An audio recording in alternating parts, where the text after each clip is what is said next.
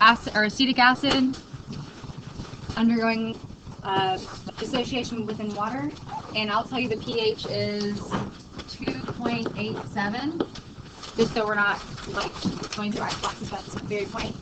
So if that's our pH, and that is our reaction that's occurring, and I add sodium acetate.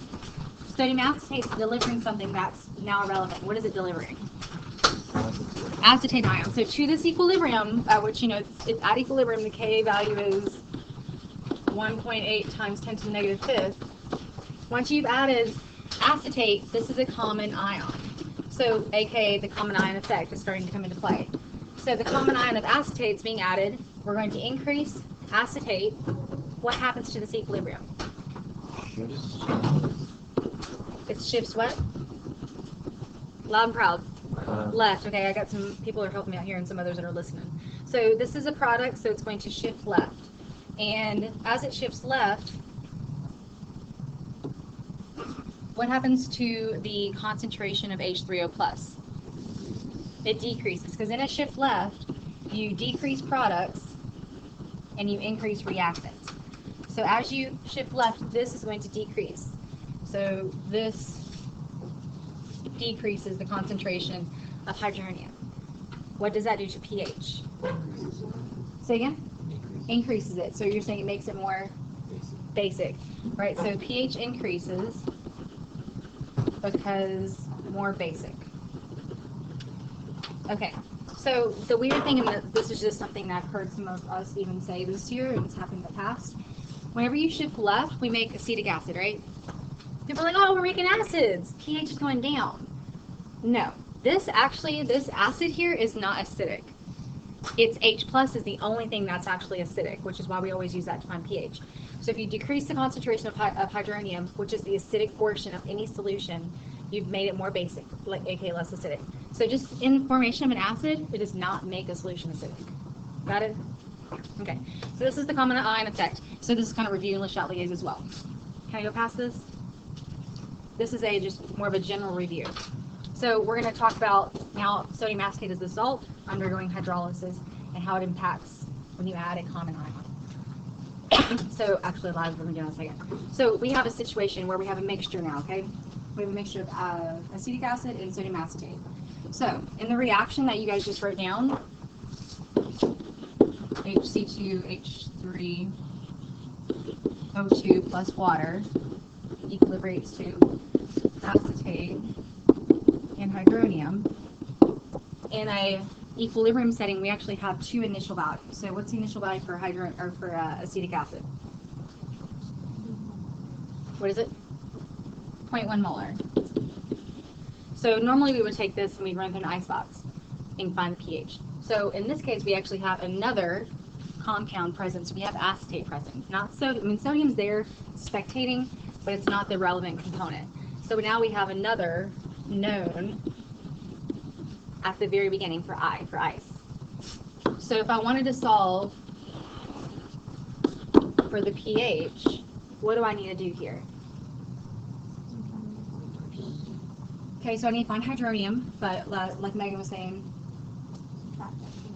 okay, so we're just using an icebox. We're plugging in X's. So how do I know which way this reaction proceeds? Left or right? Right, because we have no acid present initially, or no H plus present initially. So this is 0. Water, nobody cares about, it's always there. So we're subtracting, adding in the forward fashion, and we get it to the end.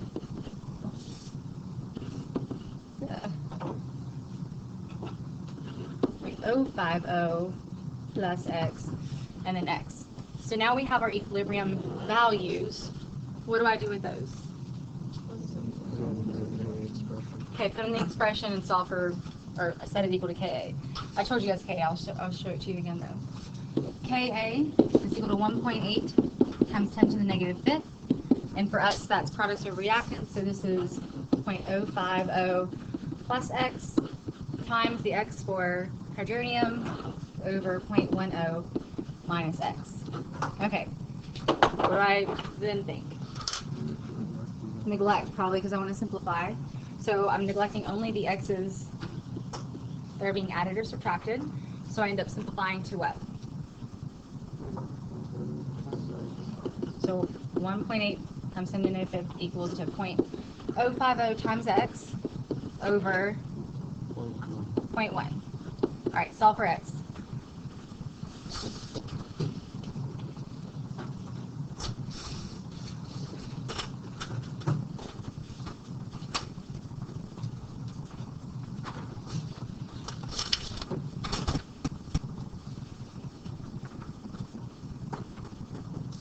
Alright, so x is equal to 10 to the negative 5th. And this is who? Who of interest? Hydronium, right? This is hydronium. Okay, and then let's just double check we can neglect x. So take that divided by, which of these? 0.05 because it's smaller. So we want to see if it's because the 5% rule applies to the smallest amount. So it should be 0.036%, or no, 0.018. 22. Okay, I wrote down. So can we neglect it? Yes. Yeah. Okay. So 5% rule. Okay. So 5%'s been taken care of. Take this. Solve for pH. 4.4. How many sig figs do I need? 2, right? So there's 2 sig figs in concentration. There's 2 decibels in pH. So now we have pH. Perfect. What happened to the pH when I added sodium acetate? It went up, meaning it went more basic. Is that what we predicted? Yes. So the common ion effect truly went from about a 3 pH up to 4.5-ish pH because we had a barrier to dissociation. So when you have a common ion present, dissociation is less frequent. So the barrier to dissociation is just the presence of that common ion, in this case, which is a product. So now we have a situation where we actually have sodium acetate solution, and then we're adding acetic acid. So what's happened with my reaction here? It's not the same reaction, correct? So we have acetate acting how? As a great conjugate base, right? We know acetate's a good conjugate base. It's making hydroxide, and it's making, reforming its parent acid of acetic acid. So if I have this solution and I separately, so now I'm adding acetic acid, what have I added? A product, right? So I've added a product, is that the acetic acid. And as I do that, it shifts, again, it shifts left. So as this shift left occurs, what's going to happen to OH concentration? So here's OH, it's the product. As you shift away from products go down. So this is going to decrease in concentration. So as, there's a counterplay between OH and hydronium and hydroxide because they're always present in water. So as I decrease OH, what should happen to hydronium?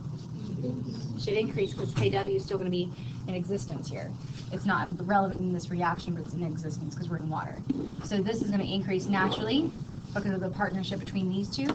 So then what should happen to pH? It's going to decrease, get more acidic. So even though hydronium is not present in this reaction, it can still be affected by a shift. Yet again, the common ion effect. So pH for this might be like what?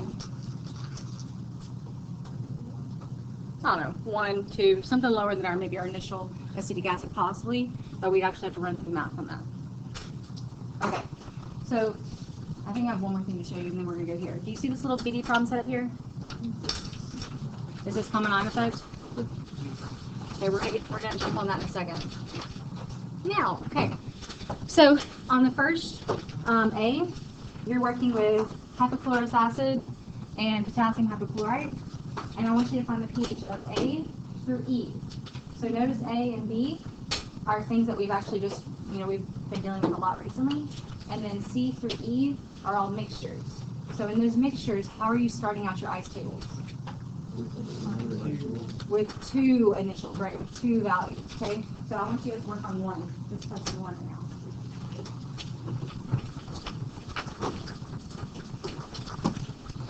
And then we hope to get to part B.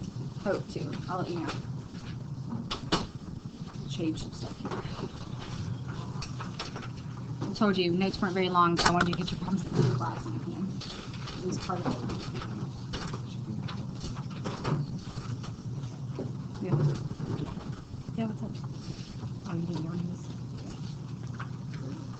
Everybody got one of these, right? Alright, so Margaret, just the last one's from Margaret.